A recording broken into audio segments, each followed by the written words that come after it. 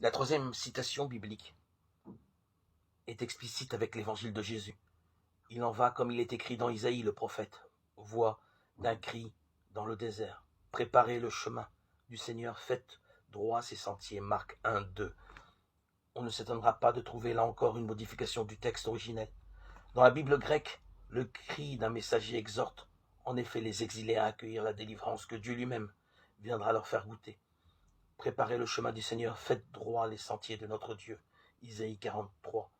Or, là où la version originelle du livre d'Ésaïe évoque la venue salutaire du Seigneur notre Dieu, l'évangile de Marc emploie un simple pronom à la troisième personne.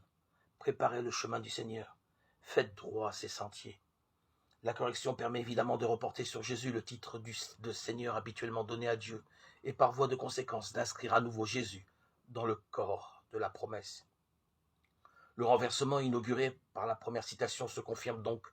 Le texte de Marc ne réfère pas seulement Jésus au souvenir de l'action salutaire que Dieu un jour déploya en faveur du peuple des exilés à Babylone.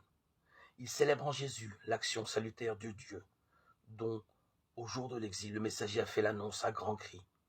Et voilà l'évangile de Jésus déployé en 3 facettes. Jésus est lui-même l'irruption de Dieu qui vient, celui par qui nous recevons de goûter une inimaginable nouveauté de nous-mêmes, et tout à la fois le don salutaire par la force duquel nous sommes introduits dans cette nouveauté.